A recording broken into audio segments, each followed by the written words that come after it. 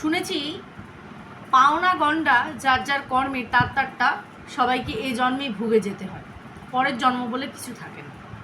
আবার এরকম অনেক মানুষকে আমরা চলে যেতে দেখেছি, আমাদের নিজেদের আপনজন, যাদের আমরা অবাক হয়ে যাই, এরা কেন এত কষ্ট পেল, এরা কেন এইভাবে চলে গেল, এরা তো এরকম কিছু করেনি।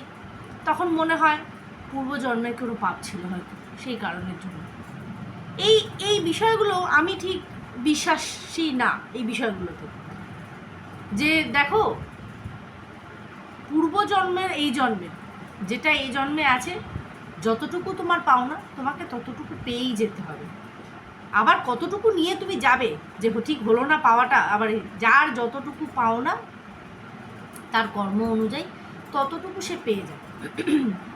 ওই বলে না যে কর্ম করো, ফলের চিন্তা একদম করো না, নিজের কর্মটা করে যাও। কিন্তু আমাদের আজকের দিনে দাঁড়িয়ে যারা বিভৎসতা দেখাচ্ছে, নোংরা থেকে নোংরাতর কর্ম করছে, তারা ওইসবের ধারই ধারছে না যে আমার কর্ম আমি কী করলাম, আমি ফলটা কী পাবো।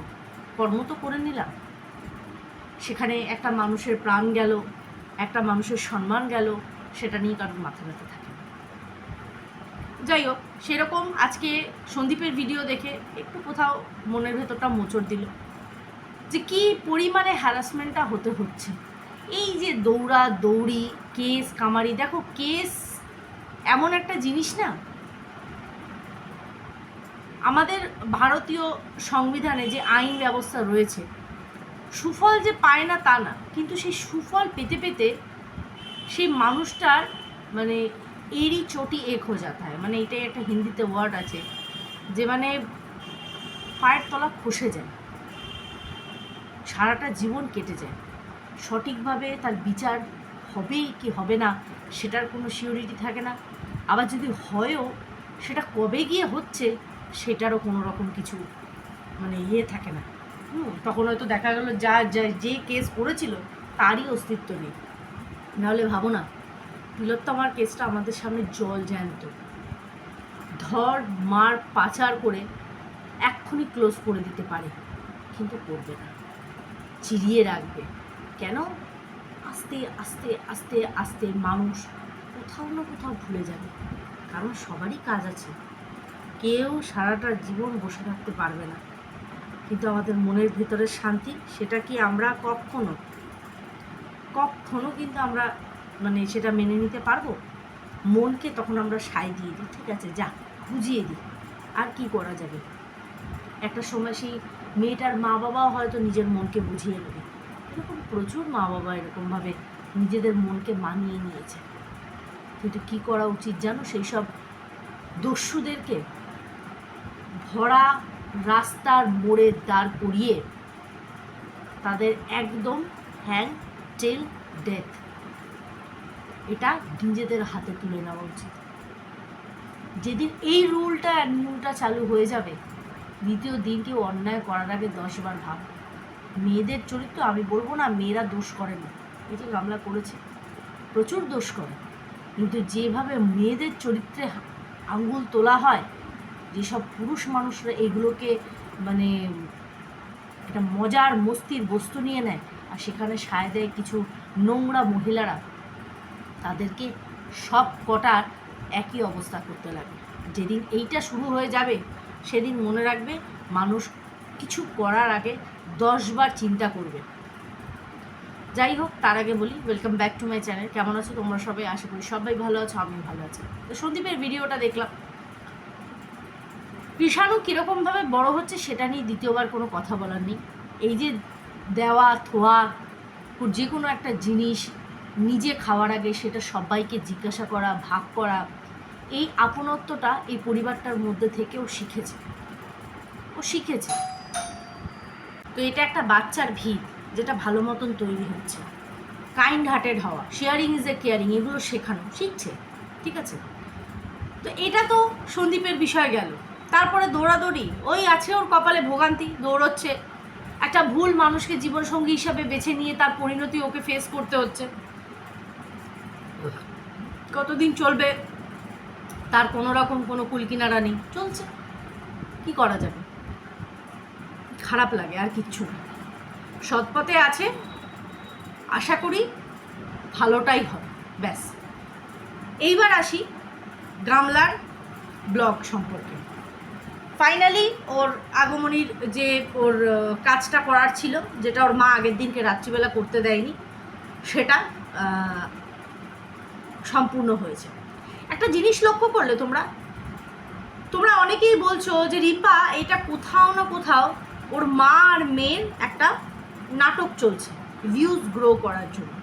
মেবি হতেও পারে, ঠিক আছে, কিন্তু কত সুন্দরভাবে এক্সিকিউট করছে নট গামলা, ওর মাও, ঠিক আছে। ভাবো, ওর মা ওর ব্লগে আজকে সারাদিনে কোনো অংশে মুখ দেখায়নি। ওর মাকে এটা বলে চালনা করে দেওয়া হয়েছে যে ওর মা সমিতির কোনো মিটিংয়ে গেছে, যে মিটিংটা সকাল থেকে শুরু করে সন্ধে অবধি হলো। বাবা, আমার হাজব্যান্ডদের মিটিংও মনে হয় এত চলে না, লম্বা টাইম। যাই হোক, হতে পারে, আমার ঠিক নলেজ নেই সমিতির মিটিং সম্পর্কে, হতেই পারে। লম্বা মিটিং চললো, সারাদিন মা ছিল না। সেই ফাঁকে ও সকালে শ্যুটটা করেনি, ও রাতেই করেছে শ্যুটটা, যতটুকু আমি বুঝলাম। বাবাও চলে গেছে, বাবা চলে গেছে। তো যথারীতি ওর মা মনে হয় সেই ঘরটা ছেড়ে দিয়েছিল আর নিচে ঠাম্মির সাথে এসে শুয়েছিল। সেই ফাঁকে ও কাজটা কমপ্লিট করেছে। খাওয়া দাওয়া নর্মালি যা রান্না, আলু পোস্ত, ডাল, আর আগের দিনের একটু মাংস ছিল, যেটা দিয়ে ওরা সবাই খেয়েছে।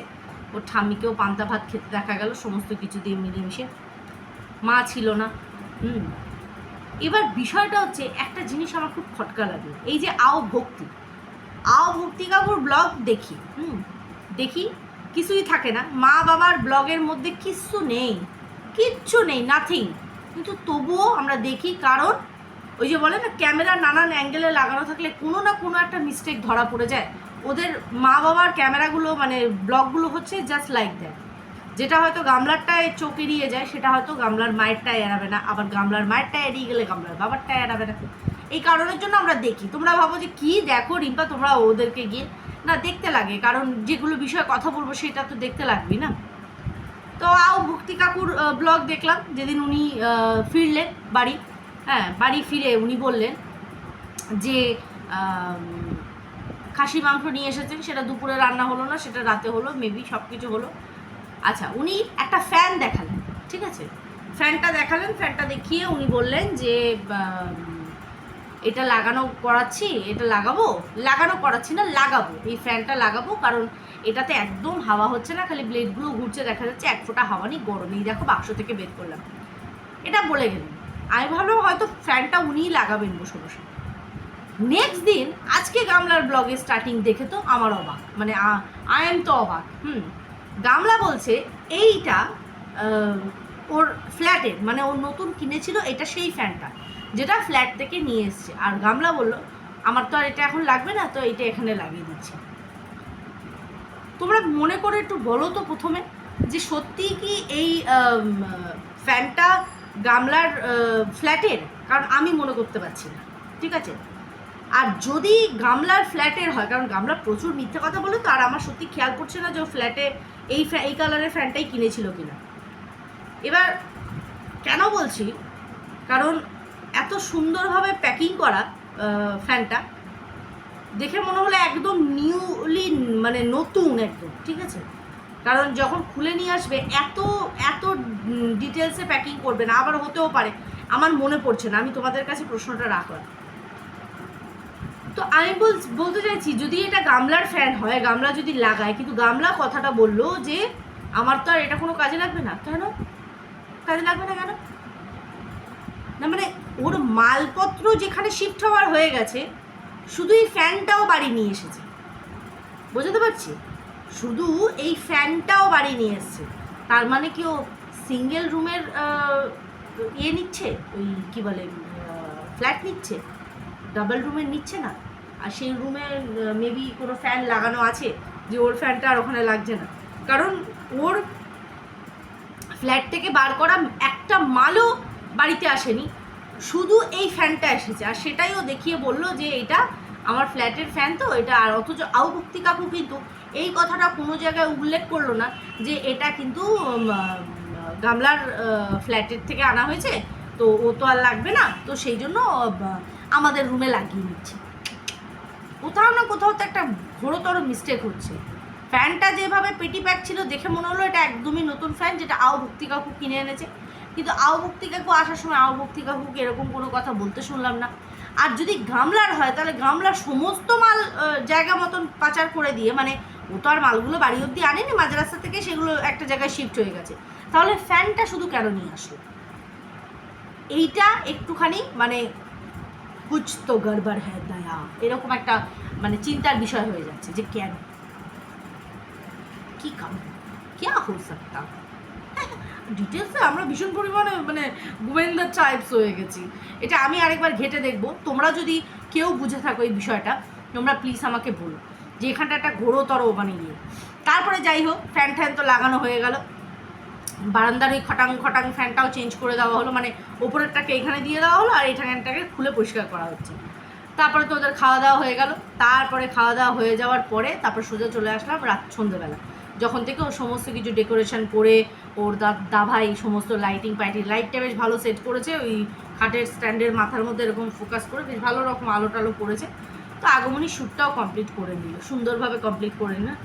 এইবার যখন খেতে নেমেছে তখন কিন্তু মা আবার জেগেছিল, কিন্তু আগের দিনকে মা কিন্তু জাগেনি। মানে আমরা বললাম বলে কি মা জাগলো যে মেয়েটাকে একা একা খেতে হলো, কেউ ছিল না? কারণ এই যে আগমনী শ্যুটটা কমপ্লিট করলো এই সময় আবার শুনতে পাওয়া গেল মা আছে, মায়ের সাথেও কথা বলছিল, আমরাও শুনতে পেয়েছি আওয়াজ। কিন্তু আগের দিনকে কেউ ছিল না, আগের দিন বেচারি একা একাই খেয়েছে, নাকি সেই দিনও মা ছিল দেখাইনি। শুধুমাত্র কন্ট্রোভার্সি আর আমাদের চোখে ছুসুম ছুসুম করে ধোঁয়া দেওয়া হবে বলে। গভীর জলের ফিশ তে তুই গভীর জলের ফিশ, পাবলিক তাই নাম দিয়েছে গামলা 420, এরকম একটা ব্যাপার গেল। খাওয়া দাওয়া হলো, তারপরে বলছে সোজা ঘুমিয়ে পড়েছে। সকালবেলা উঠেছে, ব্লগ শেষ করেছে, কারণ ব্লগটাও শেষ করা হয়নি। বললো বিগত 1 বছর ধরে অনেক কষ্ট সহ্য করার ক্ষমতা হয়ে গেছে, মানে এই যে ফ্ল্যাটটাতে থাকতে পারেনি তো, হ্যাঁ, ওদের ওই ইলেকট্রিশিয়ান লোক দাদাটা বলেছে যে আর কারোর সাথে হয় না, আপনার ফ্ল্যাটেই এই জিনিসটা হয়। দেখো যে যতই বলুক না কেন যে ওর ফ্ল্যাটেই লাইটের সমস্যাটা হয়, আমার তো মনে হয় এই ফ্ল্যাটটাতেই গড়বড় আছে।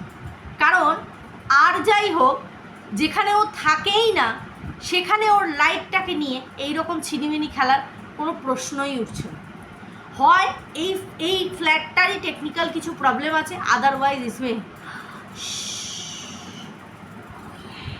এরকম একটা কোনো ব্যাপার আছে, মানে প্যারানর্মাল টাইপস, ঠিক আছে? তো সেক্ষেত্রে দাঁড়িয়ে আমরা এটা ভাবতেই পারি যে যেখানে ও ওখানে থাকলোই না, তাহলে কারোর কী ঠেকা পড়েছে যে 14বার ওর লাইটের কানেকশানে গড়বড় করবে? এটা ফ্ল্যাটেরই কোনো রকম ফল্ট, ঠিক আছে? তাই ও বললো কি বিগত 1 বছরে আমি অনেক কষ্ট সহ্য করার, তাই লাইক সিরিয়াসলি 1 বছরে তুই প্রচণ্ড পরিমাণে কষ্ট সহ্য করার ক্ষমতা করে ফেলেছিস? হ্যাঁ, এই 1 বছরে কি কষ্ট বা তুমি সহ্য করেছো সোনামা? হ্যাঁ, যেটা তুমি বেঁচে বার করেছো সেটা তোমার চুজ করা লাইফ, এখানে কষ্ট পাওয়ার কোনো রকম কোনো জায়গা নেই। 1 বছর আগে তুমি স্বামী থাকা সত্ত্বেও অন্য পুরুষের সাথে পাশেই শুয়ে খাটার মধ্যে ইন্টু পিন্টু পাপাল ইন্টু করেছো, সেটা ধরা খেয়েছো। ও মাই ডগ টাইমস, আমাদের ফিশ কষে মাসি ভালো বুঝে ফেলাচ্ছে, বলছে ও তো ওই চ্যাটিংটা খুলে রেখেই বাথরুমে চলে গেছিলো। বাবা মাসি সব খবর রাখো, ভীষণ ইনোসেন্ট, ও বাবা ভীষণ বোকা, মেয়েটা কেউ খুলে রেখে যায়, চাপা দিয়ে যেতে হয়, ধরা পড়ে গেছে হাজবেন্ডের কাছে, এই ভীষণ নটি, মেয়েটা কিছুই বলে, বোকা মেয়ে। বাবা আমাদের ফেস কষা মাসে এগুলোকে সাপোর্ট করে, নিজের যৌবনকালে যে জিনিসটা করতে পারোনি সেটাকে পুরো দমে আস্ফালন করছে গামলাকে দিয়ে, ইডিয়েট মাসি। যাই হোক, তো এখানে কষ্টের কিছু নেই শোনা, এটা তোমার বাছা লাইফ, তোমাকে তো এই কষ্টটা পেতেই হবে। খারাপ লাগলো হুস করনে কা নেই, यही তো হ্যায় জীবন। চলো বন্ধুরা, ভিডিওটা এখানেই এন্ড করছি। আর অবশ্যই করে ওই পার্টটায় যেখানে প্রশ্ন করলাম ফ্যানটা সংক্রান্ত, অবশ্যই করে তোমরা আমাকে জানিও। সবাইকে ভালো থেকো, সুস্থ।